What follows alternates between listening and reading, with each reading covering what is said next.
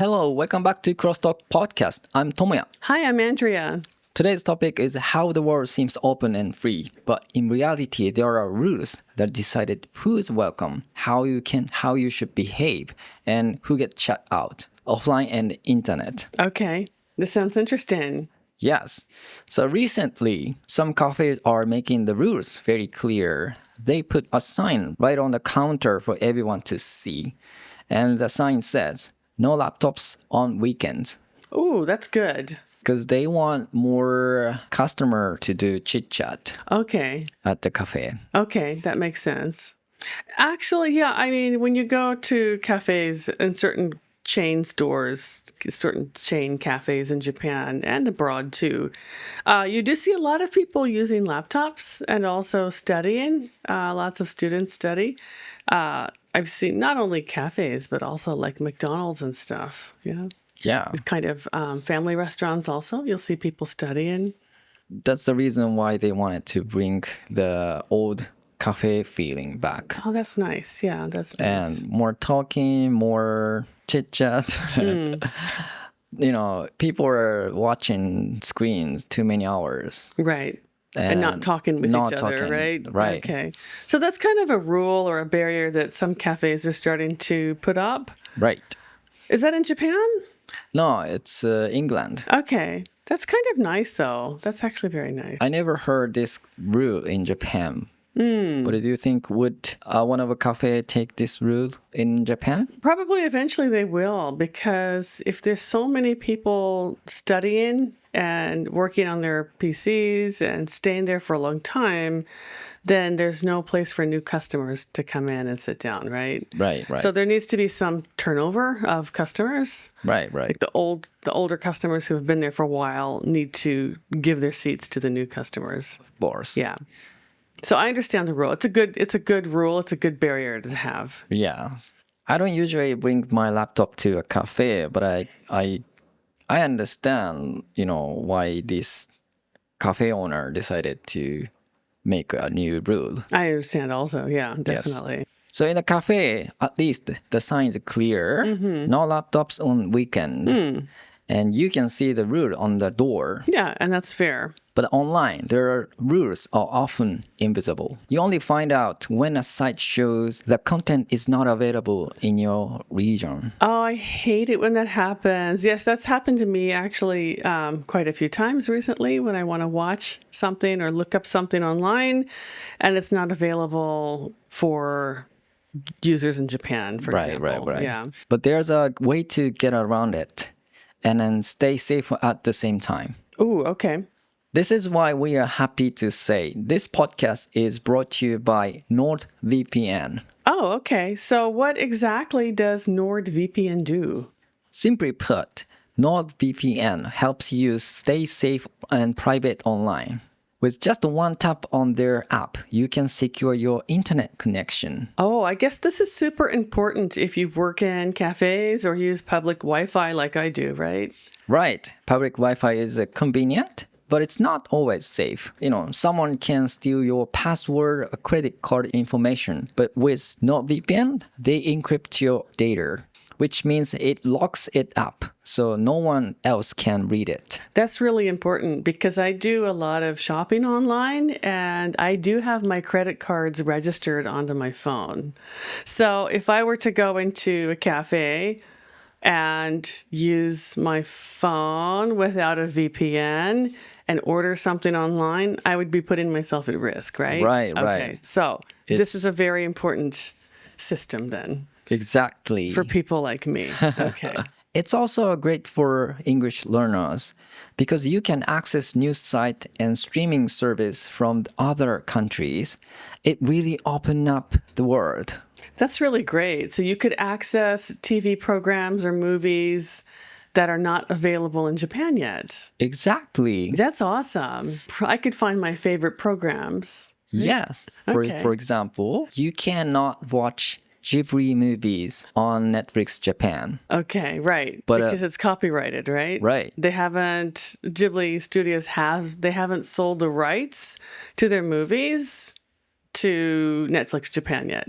Right. But you can watch Ghibli movies with using this not VPN, accessing from for example, England. Okay. I have watched some of our Ghibli movies, and it's actually really easy to change your geolocation. Using the NordVPN. Right. Okay, that's really great. I think this route might have already changed now. When I was staying in Australia, I really, really wanted to watch Nico Nico Doga, but it was blocked because I lived in Australia. Right. I was craving for watching this service, but I eventually just gave up. Yeah, that's kind of too bad when you can't access your favorite shows because of geo-blocking. Yeah. So I think for people who freelance, people who live abroad or who travel often, this service, this NordVPN, is definitely a must-have. Right. Yeah. I actually experienced this myself. When I stay in Australia, I tried to log into my bank account, but access was denied. Oh, no. I don't remember how I solved this, but I really wished that I had no VPN at the time. Yeah, if you'd had it back then, it would have made this experience of trying to get into your bank account from overseas much, much easier, right? Because you could have accessed it from the Japan site, right? Yeah. Yeah. Actually, the NordVPN app is very easy to use. It's easy to install. The user interface is very clean and easy to use, and you can connect with just one click. Yeah. So we have been using this app for a while. Yeah, for about a couple of months. Yeah. And then so we have already tried many things on this app. Yeah. Sandra-san, what's the one feature you like the most?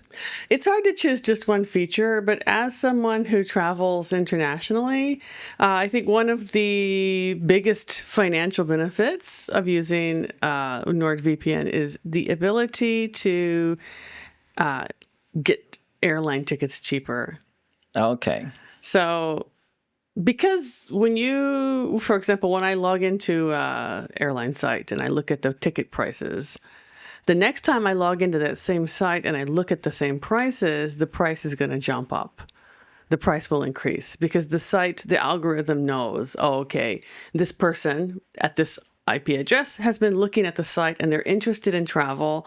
And so they're going to bump up the price every time that I log in. Because they think if I want to travel, if I see the price going up higher and higher every time, I will buy a ticket soon. Because they want to instill panic, I think, in the buyer. Ooh. But with a NordVPN, that doesn't happen because your privacy is locked down, right? And so every time you go into, for example, the airline site and you look at tickets, it's like you're looking for the first time. So the prices don't automatically bump up. You know, the same thing with hotel rooms. If you travel and you're looking at hotel rooms, the price stays the same every time with a NordVPN. So financially, it's very good if you travel a lot. Yeah. And it's super fast too. Mm-hmm. They have over 7,000 servers in 118 countries. Wow, 118. That's a lot. Yeah. Plus, you can protect up to 10 devices with one account. Okay, so you could have one account and have 10 devices. That means like you and your partner or you and your children, like you could have all of your family's devices on one account. Exactly. That's excellent. No border here. Right, that's excellent. So like iPhones, Right. laptops. Right. What else can you connect? For example, your tablet or your Android TV. Okay. So do Android phones also work with this system? Yeah, of course. Okay, awesome. Actually, today we have a special deal just for our listeners. And the timing is perfect because the NordVPN Black Friday campaign is happening right now. That's right. From now until December 10th, if you go to the link in our show notes, you get a huge discount on a 2-year plan plus 5 extra months for free. That's amazing. And actually, this is the best offer of the year. There's zero risk. And also, NordVPN offers a 30-day money-back guarantee. So you can try it out completely free. If you don't like it, you can cancel your subscription. Don't let invisible borders stop you online.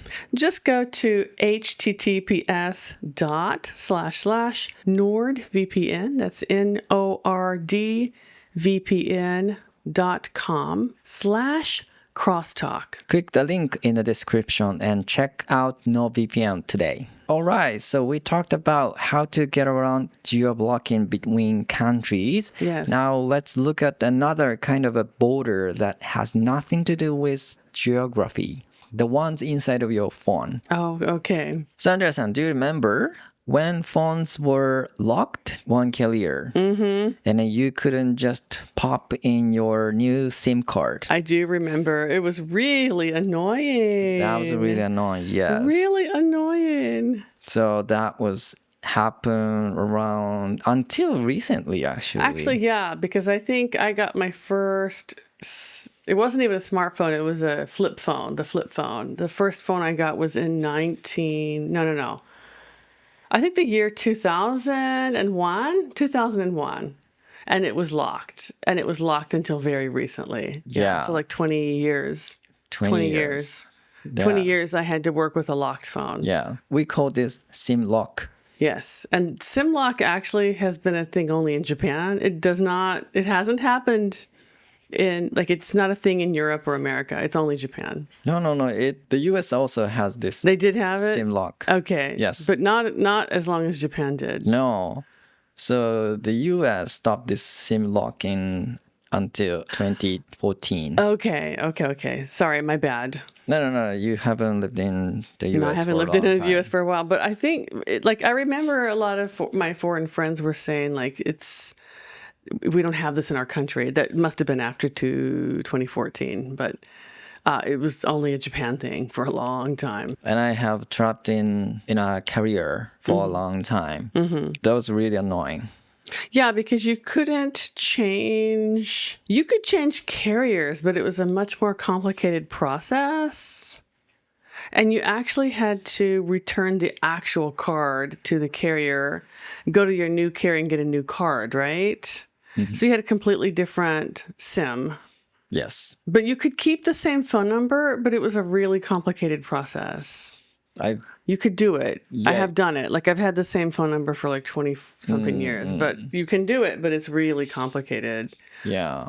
So, but you couldn't use your phone to a different carrier. Yeah, that's right. You had to go and get a new phone with the new carrier. Yes. Yeah. So that was the trick, right? That's how the carriers make you keep buying new phones. Yeah. And you're locked into their service. You can't change freely. So that's how they get your money. That's how they lock you in. Yeah. Literally. I didn't like this trick. Yeah. So let me tell you my story in Australia again. Okay. Because I had to go through the whole process, unlock my phone. Oh, no. Not only the bank. That was a bank. Now it's a phone thing. Right. Oh, no. So I brought my phone from Japan to Australia, right? And at one point, my phone suddenly needed a factory reset. Uh-oh. And I did it.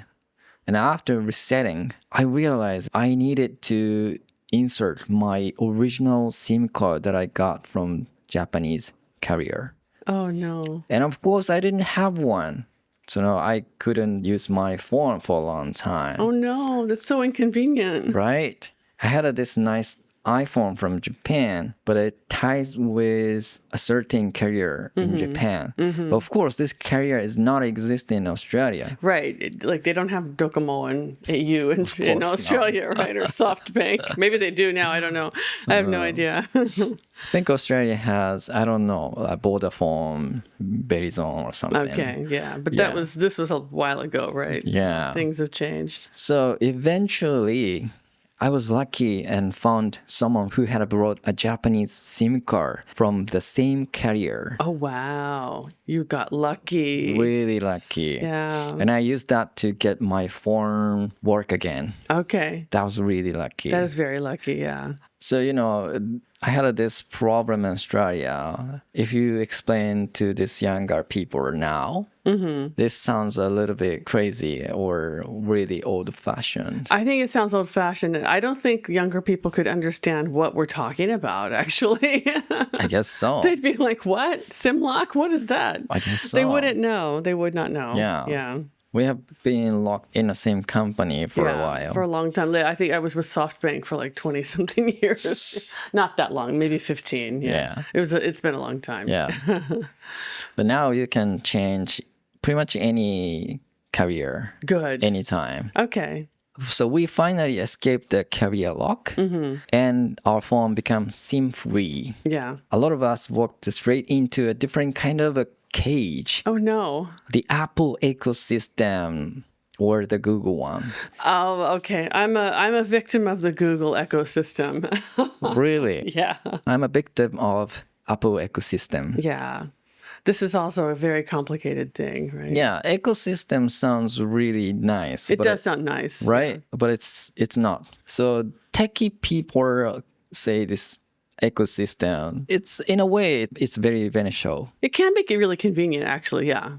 For example, if you are using iPhone, you can hook your AirPods to your iPhone very smoothly without any complicated process. And then you can also change your device seamlessly. Like when you start listening music on your iPod, but actually change it to iPhone, the AirPods can track which device making sound. Oh, okay. So it automatically hooked to the device making noise. I mean, Okay, yeah, like sounds. emitting the noise. Yeah, Yeah. that makes sense.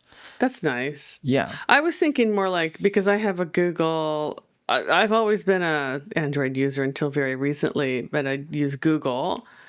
But, you have access to all of the Google software, like Google Mail and Google Drive and Google Photos. And like this stores all your data, right? For free. Yeah. Sometimes not for free. Yeah. And so like whatever device you're on, whether you're on your PC or your phone or, a different device, you can access all of the stuff from the Google ecosystem pretty seamlessly. Yeah. So it is actually very convenient in that way. Switching Android to iPhone is a topic for us for a while. You switched from Android to iPhone, but I'm thinking to change from iPhone to Android. Okay, I don't hate either system. It's just a matter of getting adjusted, kind of getting used to using the different not interfaces per se, but the way, for example, the way they call things, the way they label things on the menu is different. Right. A little bit of functionality is different, but Yeah. not too horribly different. Yeah, I need to learn how to use this Google phone system from zero. So that's kind of a hold me back to switching. Anyway, so the reason why thinking to switching is because flip phone are back in style. Oh no, they're horrible. Don't get a flip phone. No, it's actually really good. The recent flip phone is not the phone you're thinking. I hope not. The old ones are horrible. Don't bring those back. They were good for 1995 or whatever, but yeah, we're beyond that. We're beyond that era. Yeah, flip phone. We called it paka paka hon. Paka paka. Garake. Yeah, flip phone. Garake.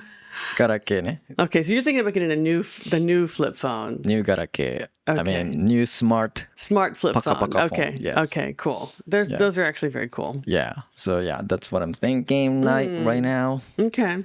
So anyway, it's not just only phones. There are a lot of other ecosystems that quietly lock us in, like printer and ink, DVD and Blu-rays, gaming consoles, and even smart home devices. This came to my mind just right now.